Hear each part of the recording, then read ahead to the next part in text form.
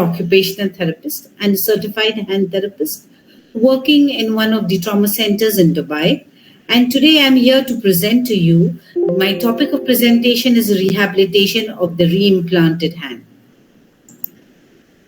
Yes. Now, during this lecture, we will be going through the indications, that which cases are indicated for reimplantation and which are for amputation.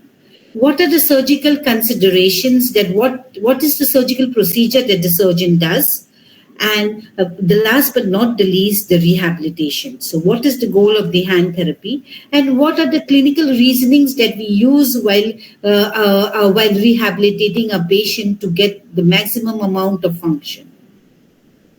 So as we move on ahead, we first define what is reimplantation. Replantation or reimplantation is nothing else but the reattachment of the part that is completely separated from the body part.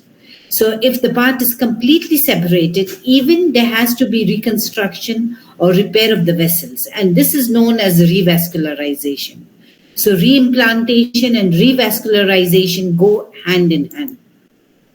Now, what is the etiology? The etiology is most of it has to be an injury with a very high impact. So it might be gunshot wounds or bomb blast, or it might even be the firecrackers bursting into the hands. And in this modern world where there is such a lot of automation, mostly the industrial, the high-tech industries as well as the agriculture, where they use a lot of machines, these machines can give devastating injuries to the hand, or the motor vehicle injuries, as we see all across the globe. So these are the causes for devastating injuries to the hand. Now moving on to the indications, when the patient arrives in the emergency room, the hand surgeon has to take the decision whether amputation or reimplantation. And how does he take this decision? So he will first and foremost consider the age of the patient. The younger the patient is for implantation. Then the second is the general condition of the patient. The healthier the patient without any chronic condition, yes, then he is for reimplantation. Then the next, what he will see, he will assess the severity of injury. What is the level? Where is the amputation? What is the level of the amputation? The more the distal the amputation, the more it is for reimplantation. Okay. Then he considers the ischemia time. What do I mean by ischemia time? It means how long has that part remained without a blood supply. So in case of finger, it is up to 24 hours. This ischemia time frame bracket is up till 24 hours. For palm, it is 8 to 10 hours, and in wrist, it is 5 to 6 hours. Besides this, the surgeon will also consider the other factors. What is the economic factors? Like, can the patient, because this hand reimplantation is a super specialty surgery, so the cost will be very high. After that, the journey of rehabilitation is a very long journey. Can the patient afford the cost of the surgery as well as that of the rehabilitation? Can he take time off? Then last but not the least, the surgeon will consider the patient's profession. If he's a musician, definitely he's for reimplantation. Yes. Then one of the most other factor is of the thumb. If there is an amputation in the thumb, all thumb will go in for reimplantation, because thumb constitutes to 40% of the hand function. If there are multiple digits, then the surgeon considers of reimplanting the ulnar digits first, so that he can restore the power grip and the gross hand functions can return.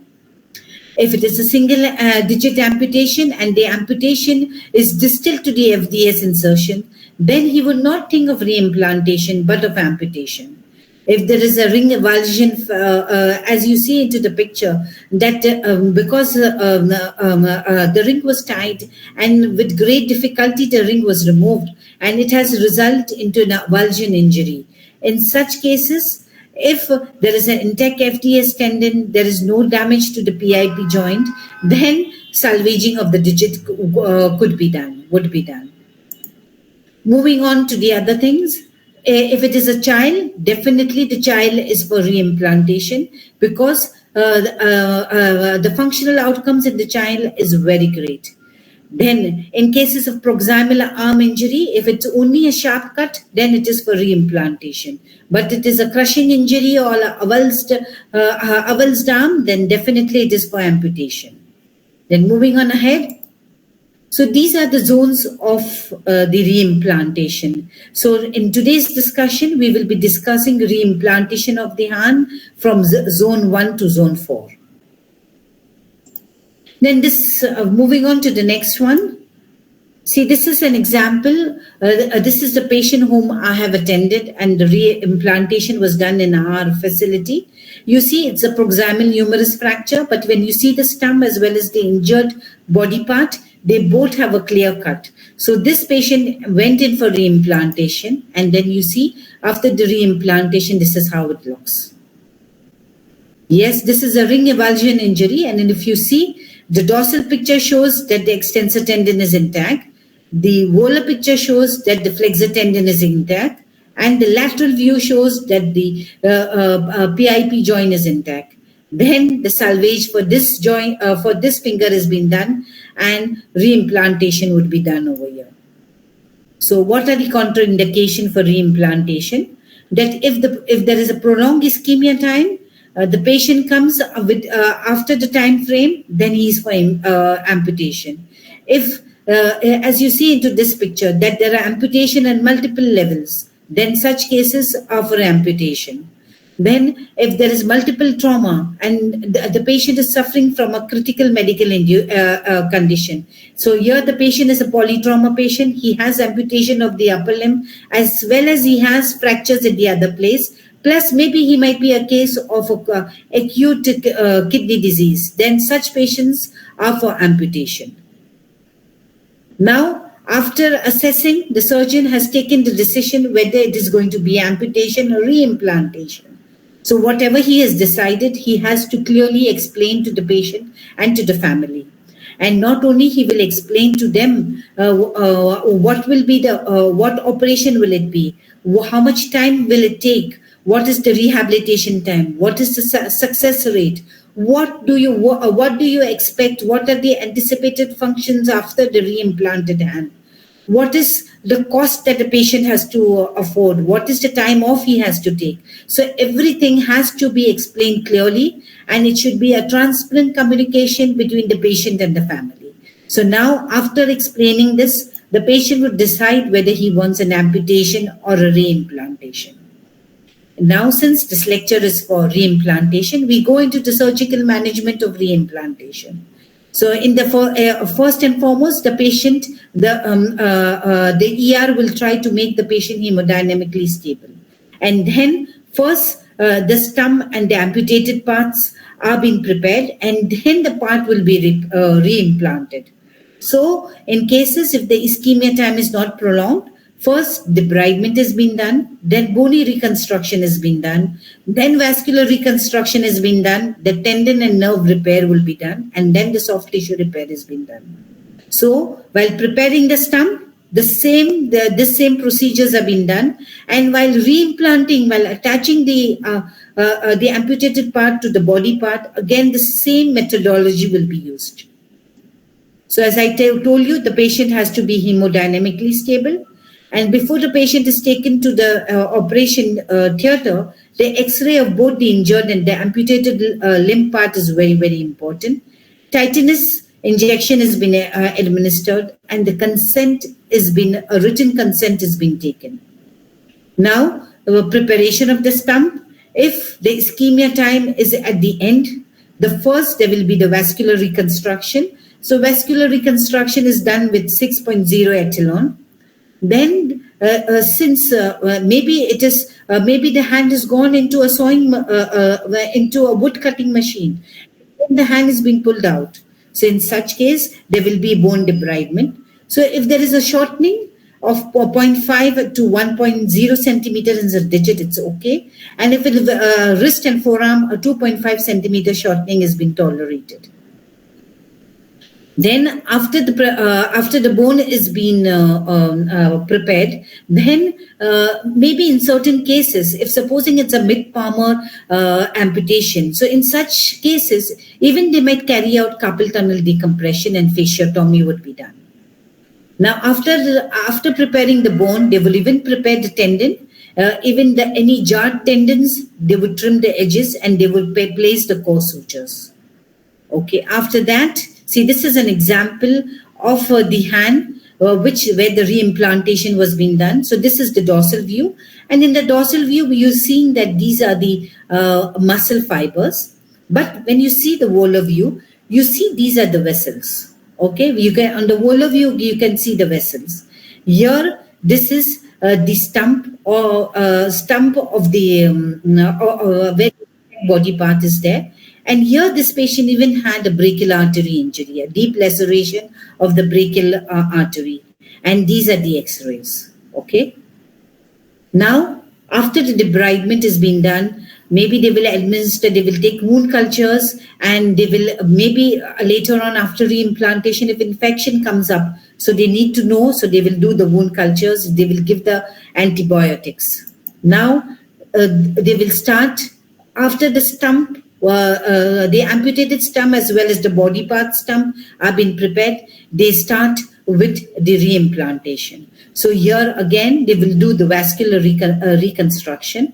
So maybe the arteries and the veins, to reconstruct the arteries and the veins, they might take the vein grafts. And usually they're taking the cephalic vein and the basilar vein. And here you see, this is how they are preparing the vein grafts, and this is how they are attaching the vein grafts. Okay. Then after the vessels have been repaired, then they go to the bony fixation. So in comminuted fractures, they might use external fixators, but they might even use internal fixators in which they were able to achieve a nice, confronting bone surfaces. So here in figure A, you are seeing that there is a transverse.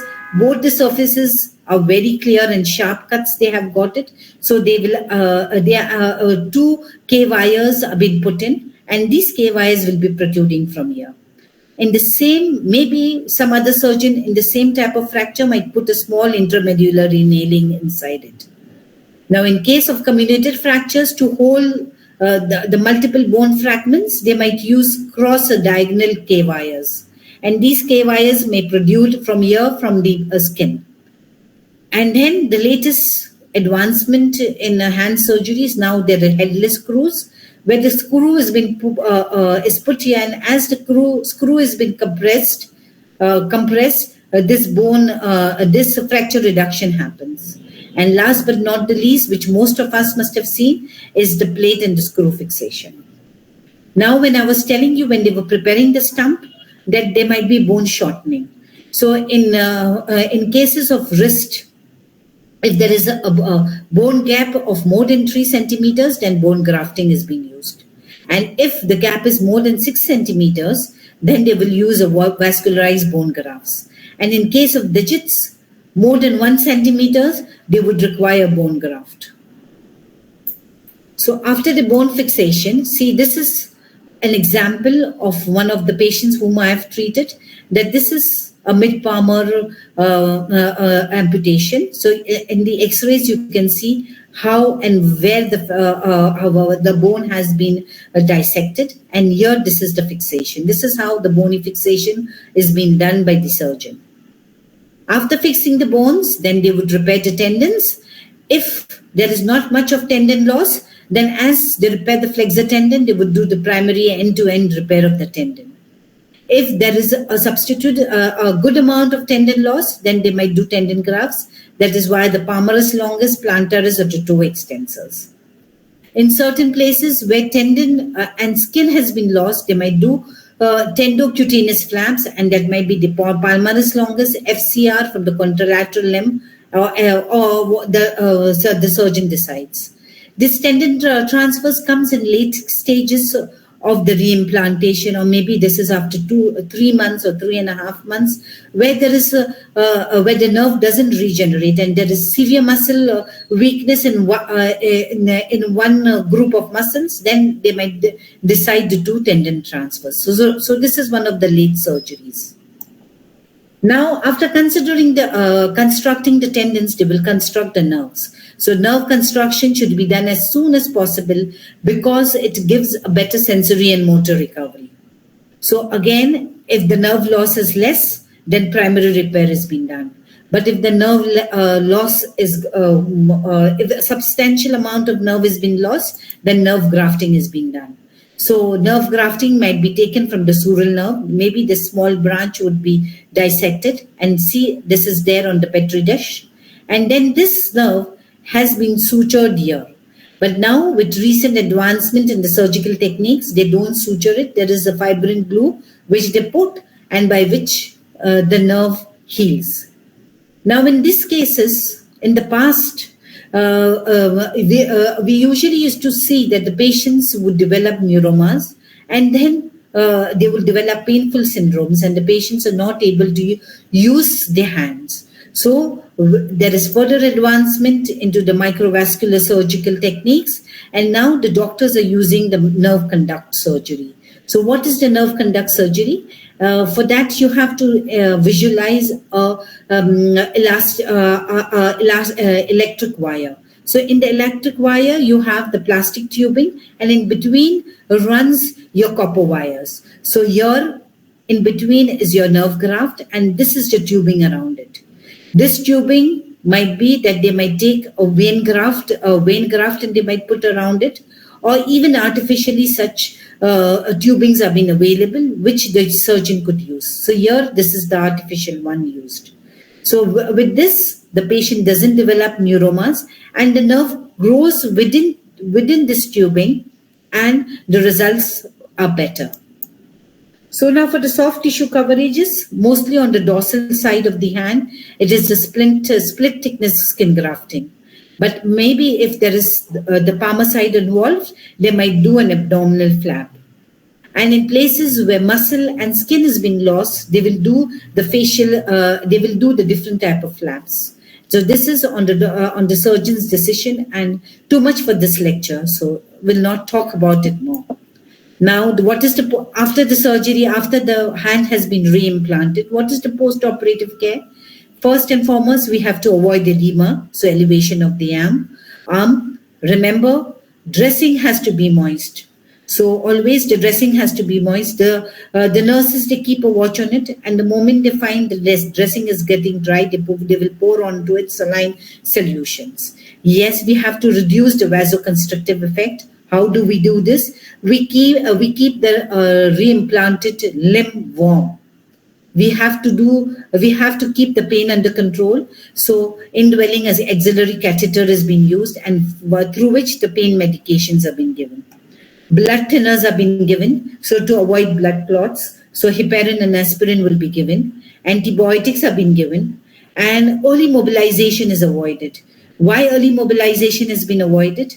That we have to see that the body accepts this reimplanted organ, because this organ had remained without the blood supply for a few hours and there was ischemia time. So the body has to accept the reimplanted part, and this would take a few days for the surgeon to realize whether it is taken or it has failed. So in cases where the reimplanted hand is failing, and this is first and foremost noticed by the nurses.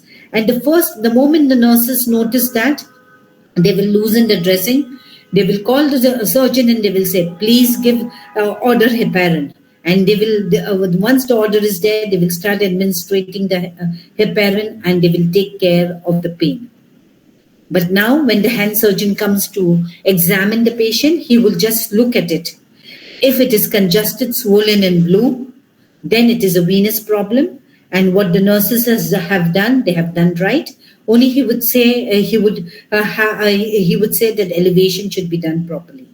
But if the limb is pale and atonic, then it is an arterial problem, and then the patient has to be rushed back to the operation theater and has to be looked into it. Okay, and maybe it has to be the arterial has to be reconstructed, or maybe amputation would be they would decide to carry out the amputation. Now, what are the results?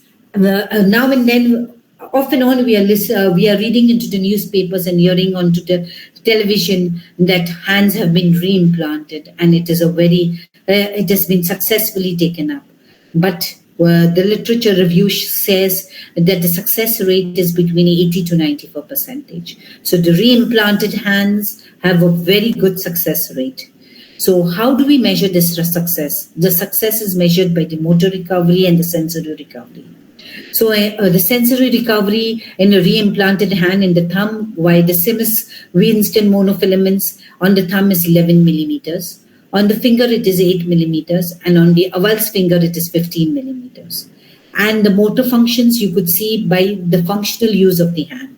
So how well the patient can use the hand will decide the motor function. One of the most common complications that the patients experience, the reimplanted patients experience, is cold intolerance. But you have to tell them that you have to be patient, and by 2 years it will settle in. Okay. Now moving on to the complications. The early complications could be infection, bleeding, loss of the replant, and transfusion risk. But the late complications, one of the most common complications that we see is non-union. Maybe when the stump and the body part was being prepared, and there was a bony loss, and maybe the bone graft was being used, and maybe there might be non-union in this. The other most common thing which has been noted is poor motion, function, and sensations. And in some cases, in cases where the nerves become very hypersensitive, maybe CRPS or Charcot joints may develop. But this, in my practice, I haven't seen much of CRPS and Charcot joints. Okay. Now moving on to the next. Yes. See, as we know, in this reimplantation of the hand, there was a lot of suturing of the maybe of the vessels, of the tendons, of the bone, of the nerves. So there will be a lot of scar tissues, and maybe these tendons and these nerves may get entangled into the scar tissue, and as a result, you might require tenolysis or neurolysis. And when they are doing neurolysis, maybe they might again, while doing neurolysis, they might think of doing nerve grafting. Besides this, even the reimplanted hand has, your hand has a lot of soft tissues. So the soft tissue contractures is one of the other concerns. So release of the contractures, capsulectomies, web space releases, these are the surgeries which would be done maybe, you say after 6 weeks onwards, 6 weeks or 8 weeks onwards, okay? So these are the late surgeries which come into the picture, and maybe even tendon transfers. So we come to the last part of the surgical intervention, the outcomes. So remember, success is not measured by the survival of the reimplanted tissue, but by the extent of return of the useful function. And now in the photograph, you can see that the patient is having the pinch. And this pinch, he was able to, no prosthesis in the world would give him this strong pinch. So the function anticipated after reimplantation should be better than that expected with amputation and prosthesis. Okay, so now we move on with the rehabilitation portion. And for the rehabilitation portion, this is your and my main thing. So usually, as I told you, that the patient early mobilization is not, it's usually in our hospitals in digital reimplantation, it is after 5 days, and maybe at the level of wrist or forearm, it usually the surgeons after 10 days. So once the surgeon is sure that the reimplanted part has been taken up, then they give you the referral. So when you receive the referral, you have to review the charts, the x-rays, and you have to go through all the operative notes. Then you have to examine the hand for any protruding hardware and the skin condition. How is the skin? Is the skin healing or is it still not healed? Is there any infection? then definitely there's going to be edema. So circumferential tape measurement has to be done. And you will record the active range of motion of the involved joint, of the uninvolved joint, and passive range of motion of the wrist and the involved joint is recorded. And last but not the least, you would talk to the patient, and you would try to find out what vocation is he doing, what are his vocational needs, what are the demands of his vocation. Okay, that is he does he have to carry heavy loads? Okay, or does he use his hands a lot to screw and unscrew things? Okay, or what is the environment is he working in? Maybe some people, they're working in deep freezers, and now the reimplanted hand may be having cold, has cold intolerance. So here the environmental context also has to be, we have to inquire about it, and all these things will be helpful to us in the later stages of rehabilitation. If he has his leisure needs, is he a tennis player? So when he's a tennis player, he needs to hold the racket, and he has to have a nice amount of strength into the hand. Or if it's a lady, does she use the hand for crochet? Yes. The other things which you need to assess is the family support. What type of family support does he have? Is the family supportive or no? And then the psychological makeup of the patient. Is the patient cooperative? Is he motivated to take part into the rehabilitation? Or is he a very critical person? If he's a critical person, you should understand that, and you have to waive your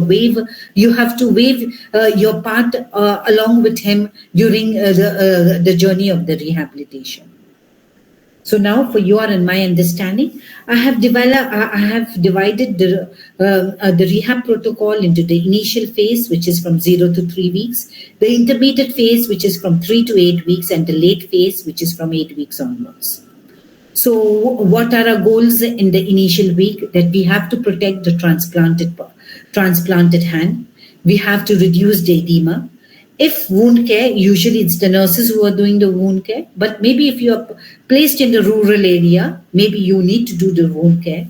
Then to protect, from our part, to protect it, whether the patient requires a splint, you will talk with your surgeon and then decide on the splint and give them the splint.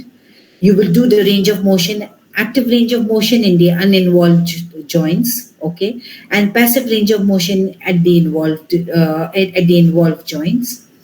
Initially, we have to protect the patient, and we know that the patient is on a very high doses of pain medications, and he's on blood thinners. So initially, out-of-bed activities will be limited.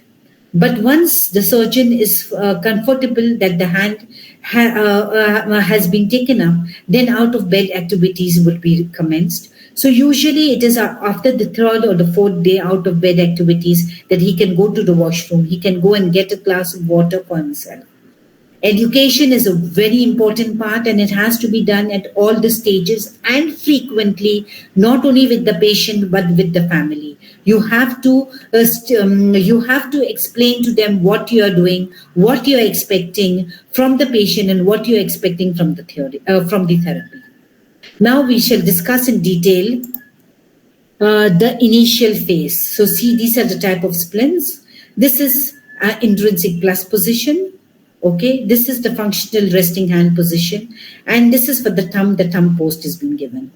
You would decide this, you will talk with the surgeon, and then after his discussion, you will give him the splint, because he knows what he has done when he has transplanted the hand, how strong are his repairs, and accordingly that he will advise you. The next phase, the next is elevation. You will carry out elevation to minimize edema. Nurses are doing this job, but you have to reinforce this. Okay, you will carry out active range of motion at the shoulder and the elbow. Okay, and now at the involved joint, you will carry out the early protective motions. So here in the early protective motion, here the wrist is protected by you. You will hold the wrist. Okay, and here you would do with the wrist inflection, you're holding the wrist inflection, extension of the passive extension of the digits are being done. And here, with the wrist in neutral, you are carrying out the flexion, passive flexion of the jaw, of the digits. This is nothing else but the tenodesis action. The next is, here again, the wrist has been protected. And here you're carrying out the intrinsic minus position. And here you're carrying out the tabletop position. Okay, this is EPM1 and EPM2. Now, as I told you that the initial phase is from 0 to 3 weeks. So initially you begin with these two exercises, but as the patient starts to develop some active motion, you will encourage that active motion, okay? And in the third phase, and maybe towards the end of the third week, you will place the joint maybe into the intrinsic minus position, and here you will ask the patient to hold that position. So place and hold exercises come into picture. Now moving on to the third phase, to the second phase, that is the intermediate phase. Here, yes, edema, we have to address edema very aggressively as well as the scar tissue. We have to prevent joint contractures. Because of this joint, maybe because as you're realizing, as you're mobilizing the joint, you might be seeing that there might be muscle length tensions. So because of that, the flexibility of the joint is being affected. So to address this, you would review your splinting. Maybe dynamic splinting would be given. And once your contractures and you know that there is already the return of active motion in the digits. So you will try to strengthen that motion, and maybe your muscle stimulations will be used. And still, there will be sensory loss. So over here, in this case, protective sensory education you would be giving to the patient, and your hand activities, and whatever function is possible with the hand, you will encourage that. Now, let's move on ahead, and let me show you. Yes. So in the intermediate phase, retrograde massage begins from the third week. Your compressive garments, your hand gloves can be given after 6 weeks. So the skin is a little bit strong. Then you give them the compression garments. Scar massage starts after 4 weeks. Elastomere or silicone gel sheets are given after 6 weeks. Your strong frictional massage or your instrumental assisted soft tissue massage starts after 6 weeks, and maybe cupping could also be used. And even here, your kinesiotherapy tapes could be used. Okay, this is after the 6 week. Now, in short, I'm going with you in case of digital reimplant. What is the therapy, hand therapy, the protocol for digital reimplantation as well as for hand reimplantation? So as we know, from 0 to 3 weeks, it is protection of the reimplanted part. So you would give a static splint. You would address edema. So you will elevate and you will keep warm. And then you would do active range of motion for the uninvolved limb. And you would begin with EPM1 and EPM2 for the digits. Okay. At the end of from day 14 or 15, if you would start with your place and hold exercises. And if place and hold exercises, the patient is doing well, then you would start with your active EPM2 exercises. Okay. Now from week 3 to 4, yes, we have to address edema and scar very vigorously. Here you might use Coban wraps, retrograde massage. Yes, then you would begin with active and passive range of motion of the wrist. Okay, still composite movements have not been started. And here you might use your muscle stimulator to strengthen the movement and tense if there is pain. Okay. From after week 6, you would begin with your composite wrist and finger flexion and extension. And maybe by this time, again, your splinting needs to be reviewed. And maybe if there is by this time, you would come to know if the long flexors or extensors are getting tight, Accordingly, you will use your dynamic splint or your static progressive splints. I will discuss with you more in details later on. And you have your hand function, your pegs, your putty, many of these activities start in. By 8 weeks, you will discontinue the protective splinting, and more functional activities will come into it. You will start strengthening the hand via the use of functional activities, your prehension activities, and maybe if there is a scar is still a problem, then ultrasound will be used. By 8-week post, you would not give a soft putty. Now you would give a hard putty, and different exercises and different dumbbell exercises and everything would begin, and you would progress to work simulation and gradual hardening. Now, if your amputation is at the wrist level, yes, protective splint, your passive range of motion, elevation of the arm, and active, maybe in this active and passive movement, even of the wrist, if it's there, would be initiated. The same thing by week 4 and 5, if there is active motion but it is weak, muscle stimulators, you will review a dynamic splint, and from 6 week onwards, composite motions, and maybe static serial splinting, static progressive splinting would come into picture. And from 7 weeks onward, 8 weeks onward, discontinue the protective splinting, all your hand activities, hand strengthening activities, and maybe dynamic splinting may be needed. Sensory re-education would be done. So, for the thumb reimplantation, you must have got the ideas. Similarly, it could be, it has been done.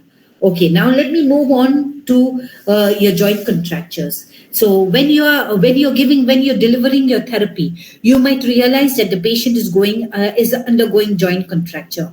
When do we say the joint contracture? When the passive range is more than the active range. So now, when you're assessing your joint contracture, you will see whether it is a soft end feel or a hard end feel. In soft end feel, you will give them a static low load pressure splint, like as you see over here.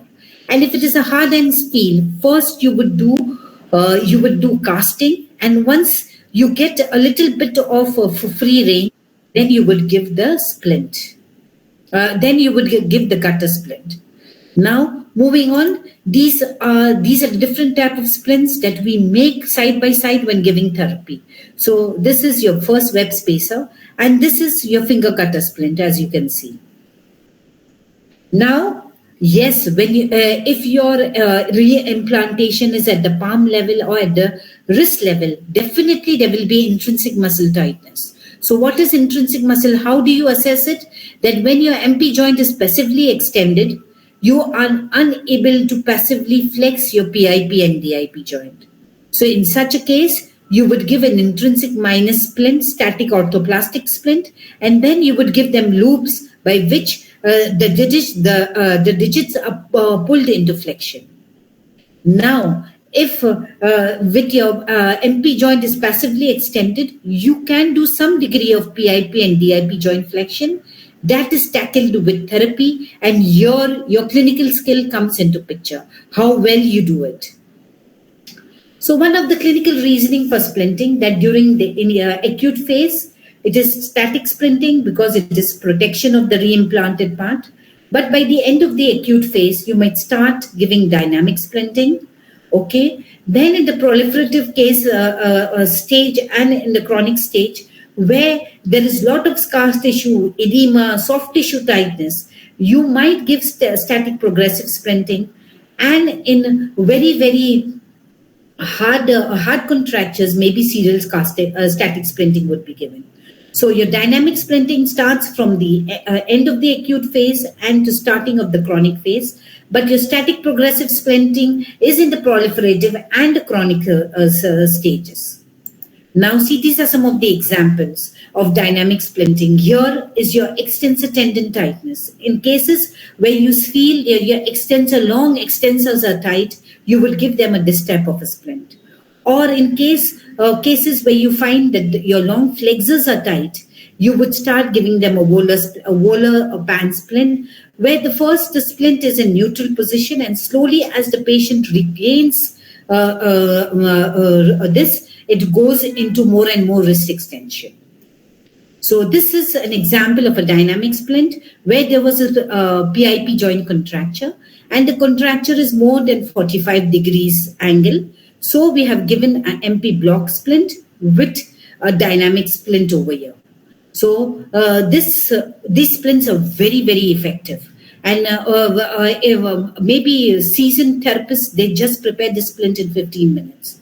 And in your long extensors are tight, in such cases, you could ask the patient to buy this splint. This is again the Wohler static progressive splint is there, and I will show you an example of how we have used it. Okay. Now the second surgeries, maybe after 6 to 8 weeks, maybe the patient might go in for tenolysis. I have explained to you, in cases of bony non-union bone grafting or other type of internal fixation may be done. Yes. Remember, your nerves after 6 weeks they start showing improvement in that. Up till 6 weeks, the hand doesn't have sensation, but after 6 weeks the patient starts showing improvement. So there will be motor improvements and there will be sensory improvements. So to assess your nerves, you would read into this chart, and accordingly you will decide which nerve is being affected and what sensory sensations are being affected, and accordingly maybe you would give them the splint. Now, this is your tendon injuries. In tendon injuries, this is the pyramid that they use for tendon injury rehabilitation, and the same pyramid could even be used for rehabilitating the reimplanted hand. Okay. Yes. Now moving on ahead, sensory re-education. As I told you, in the initial stages, there's no, up till 6 weeks, 6 to 8 weeks, there is no sensation.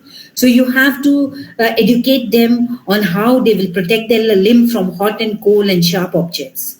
Okay. After maybe 6 weeks, little bit amount of sensation is returning. So they will say that, yeah, here I can feel very little sensation. So in such cases, your sensory re-education begins, where you give them sensory bins and you encourage them to pick up the objects with small objects with eye closed and eye open. Okay, and maybe after 8 weeks or maybe after more than plus 8 weeks, if there is hypersensitive skin, then desensitization is being done, and cold intolerance is common. Yes, during the rehab journey, during our clinical sessions, when we are attending the patient, and as the patient's contractures are getting released, and as the function improves, we also give them a lot of adaptations. So we assess the patient's needs and we give them an adaptation. But the most common adaptations which I have given is a big handle, making big handles with, you ask them to get their brushes or the spoons, and we wrap thermoplast around it and we give them the big handles. Or we ask them to buy universal cuffs in which they can put many things. And this is one of the, this for the razor, the patient wanted to use the razor. So this is how he has a limited grasp. So it's been made big, and by which he can just tie it around his hand and he can use his razor.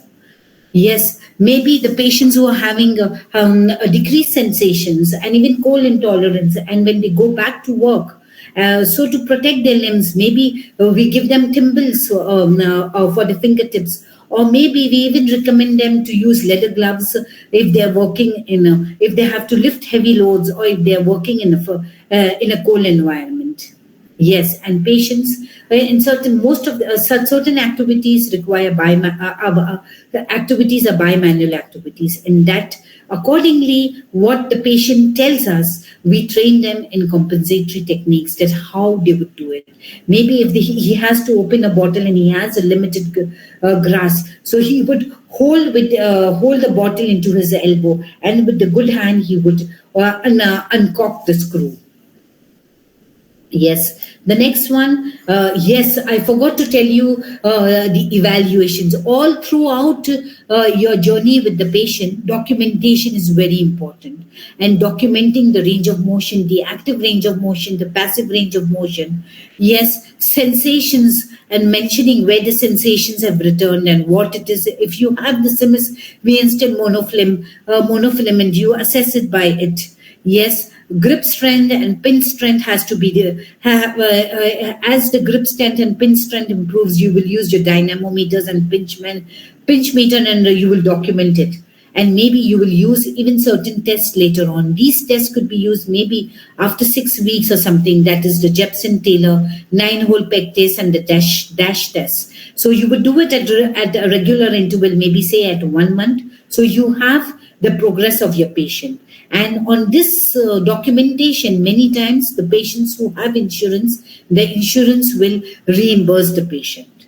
And work tolerance screening to be done, and body mechanics has to be taken into consideration, and body mechanics have to be addressed. Yes, what are the precautions? Smoking is not allowed. They say usually up till, and caffeine is avoided up till 6 weeks. Cold modalities are not used in rehab on reimplanted parts because we know that they have cold intolerance. Whirlpool is effective in edema management, but it overburdens the venous system, so it's not used. Mild heat modalities may be used at 8 weeks or on before or onwards, okay? Not before that. Now, this is a patient of ours where the reimplantation was done at the wrist level. So this is the protective splint that we had given to the patient. Then the patient started with his exercises. Around 5 weeks, we started realizing that his long flexors are getting tight. So this is the initial volar resting band splint we gave, but eventually we were able to achieve full of wrist extension, and this splint was remolded. The same splint was remolded. During this time, even we realized that we have to get more active motion. So this is the dynamic splint we have given to him. And in the end of the session, this is a writing aid, but which is not, the photograph is not clear. So this writing adaptation was being given to him. And what the pegboard you can see, he could easily lift up till the 6 pegs. So you see, this was the gross functional recovery for him. So with this, I end my lecture. Thank you very, very much. And hope I was able to add something to it. And if any questions furthermore, you can ask me. Thank you.